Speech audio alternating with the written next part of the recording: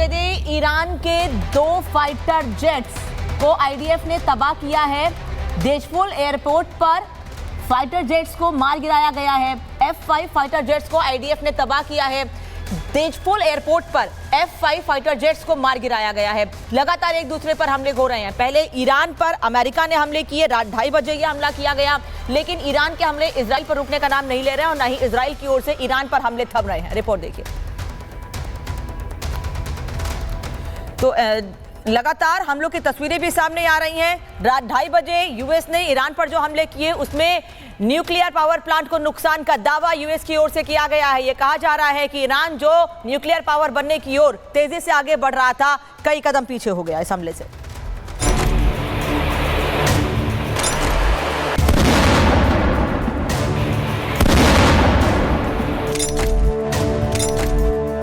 من هدف مشروع ایران هستند. آمریکا با این اقدامی که انجام داد علیه ایران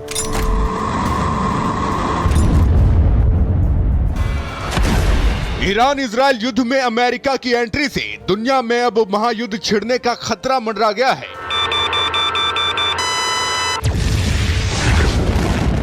UN से लेकर दुनिया भर के तमाम देश अमेरिकी सैन्य कार्रवाई के अब विश्व युद्ध में बदलने की आशंका से डरे हुए हैं। यूएन के महासचिव एंटोनियो गुटेरेस ने तो अमेरिकी कार्रवाई को लेकर गंभीर चेतावनी भी जारी कर दी है। गुटेरेस ने कहा है, मैं आज ईरान के खिलाफ अमेरिका के बल प्रयोग से बेहद चिंतित हूँ। ये पहले से ही तबाही के कगार पर खड़े क्षेत्र में खतरा बढ़ाने वाली है। इससे अंतर्राष्ट्रीय शांति और सुरक्षा को सीधा खतरा है।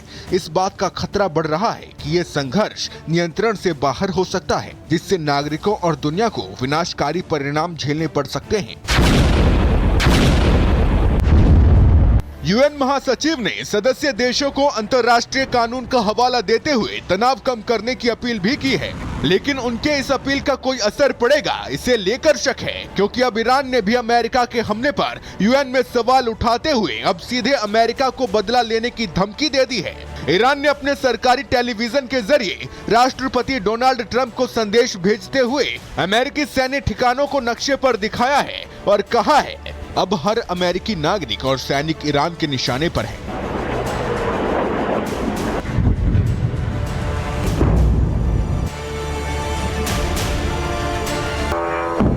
इतना ही नहीं, ईरान के परमाणु ऊर्जा संगठन AEOI ने भी अमेरिका को 2 टूक संदेश देते हुए कह दिया है कि ईरान अपने परमाणु कार्यक्रम नहीं रोकने वाला, उसका परमाणु कार्यक्रम जारी रहेगा। जबकि परमाणु साइट पर हमले के बाद ईरान के भूमिगत सर्वोच्च नेता अली खामनेई ने भी अपनी चुप्पी तोड़ते हुए अमेरिका को भयानक अंजाम भुगतने की धमकी दी है। खामनेई ने कहा है, अमेरिकियों को पहले से कहीं अधिक गंभीर आघात और अधिक क्षति के लिए तैयार रहना चाहिए। वहीं ईरान के परमाणु ठिकानों पर हमले के बाद यमन भी जंग में कूद गया है। यमन ने लाल सागर से गुजरने वाले अमेरिकी कार्गो शिप और अमेरिकी युद्धपोतों को निशाना बनाने की धमकी दी है।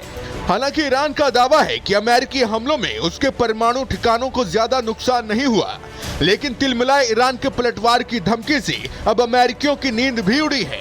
राष्ट्रपति ट्रंप के इस फैसले ने जहां अमेरिका में सियासी घमासान मचा दिया है, अमेरिकी संसद की स्पीकर नैन्सी पेलोसी ने जहां ट्रंप के फैसले पर सवाल खड़ा कर दिया है, तो वहीं ईरान के पलटवार की धमकी ने अमेरिकी नेताओं और नागरिकों को डरा भी दिया है। अमेरिकी डेमोक्रेट नेता नॉर्मा टोरेस ने लिखा है, डोनाल्ड ट्रंप ने एक विदेशी देश पर अवैध हमला किया, जिससे अमेरिकी सैनिकों, हमारे परिवारों और हमारे समुदायों की जान जोखिम में पड़ गई है। ट्रंप ने कांग्रेस और संविधान को दरकिनार कर दिया। अब अमेरिकी लोगों को उनकी लापरवाही की कीमत चुकानी पड़ेगी।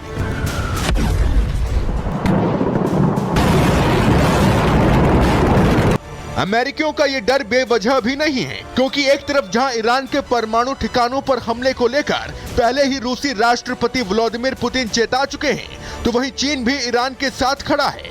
ऐसे में अगर ईरान और उसके साथी अमेरिका के खिलाफ जंग में एंट्री लेते हैं, तो महायुद्ध की आग दुनिया के कितने देशों को झुलसाएगी, इसका ठीक ठीक अंदाजा भी नहीं लगाया जा सकता। Bureau report, Republic Bharat.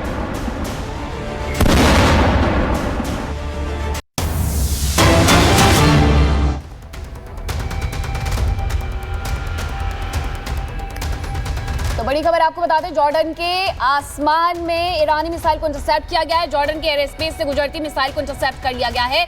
ये तस्वीर देखिए, क्योंकि इजराइल से बिल्कुल लगता है जॉर्डन, ऐसे में जॉर्डन के एयर स्पेस से आसमान से होकर के गुजरती इजरायली मिसाइलें, और यही वजह है कि कई बार वो जॉर्डन में भी गिर जाती हैं। हालांकि जॉर्डन के आसमान में ही ईरानी मिसाइल को इंटरसेप्ट इजराइल की तरफ से कर लिया गया है। जॉर्डन के एयर स्पेस से होकर के जो मिसाइल गुजर रही थी उसे वहीं मार गिराया गया है। ये तस्वीरें देख लीजिए, जॉर्डन के आसमान से, जॉर्डन के एयर स्पेस से ये गुजर रही थी ईरानी मिसाइलें, लेकिन इसे इजराइल के द्वारा वहीं पर इंटरसेप्ट कर लिया गया, वहीं पर गिरा दिया गया है।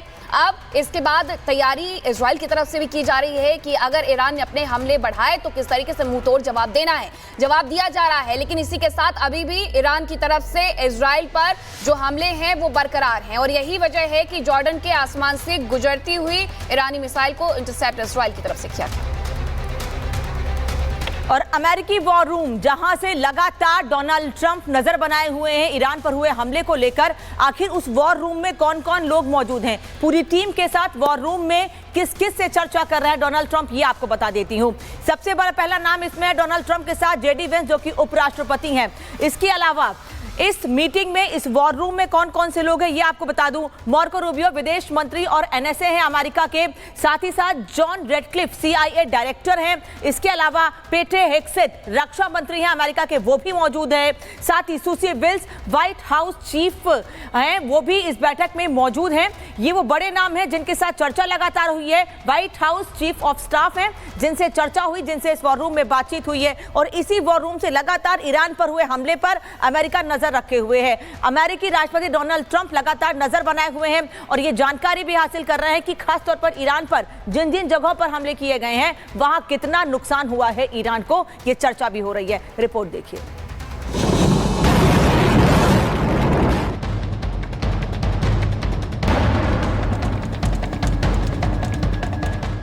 21 जून 2025 ये तारीख है जिसे इतिहास में ट्रंप की सबसे बड़ी स्ट्राइक के तौर पर याद किया जाएगा। ईरान के 3 परमाणु ठिकाने तबाह हुए और व्हाइट हाउस के JFK रूम में ट्रंप का कमांड पोस्ट। ईरान पर बम गिरे, लेकिन सिग्नल वॉशिंगटन से गया। जिस कमरे से ओसामा बिन लादेन को मारने का ऑपरेशन चला था, अब उसी सिचुएशन रूम में डोनाल्ड ट्रंप ने टू प्रॉमिस 3 के खिलाफ अमेरिका की सबसे बड़ी आक्रामक कार्रवाई की। देर रात ट्रंप सीधे व्हाइट हाउस के सिचुएशन रूम पहुंचे, जहां उनके साथ मौजूद थे उपराष्ट्रपति जेडी वेंस, रक्षा मंत्री Pete Hegseth, national security adviser Marco Rubio, White House chief of staff Susie Wiles, joint chief of staff general Dan Caine और CIA director John Ratcliffe. Trump शांत थे, लेकिन सिचुएशन रूम में हर आंख उनके इशारे का इंतजार कर रही थी। जेडी वेंस और मार्को रूबियो दोनों ट्रंप के पास बैठे नजर आए। जनरल डैन कैन एक ऑपरेशन को ब्रीफ कर रहे थे, तो वही CIA डायरेक्टर जॉन रेडक्लिफ के सामने मोटी फाइलें थी और उनका कंटेंट ब्लर था, बिल्कुल वैसे ही जैसे भविष्य का नक्शा। वॉर रूम में 3 लेयर की मिलिट्री इंटेलिजेंस के साथ फाइनल ब्रीफिंग हुई। इसी तस्वीर में अमेरिकी राष्ट्रपति डोनाल्ड ट्रंप सिर्फ कमांडर इन चीफ नहीं, मिशन के क्रिएटर नजर आए। उनकी लाल टोपी पर लिखा था मेक अमेरिका ग्रेट अगेन और एक कोड 45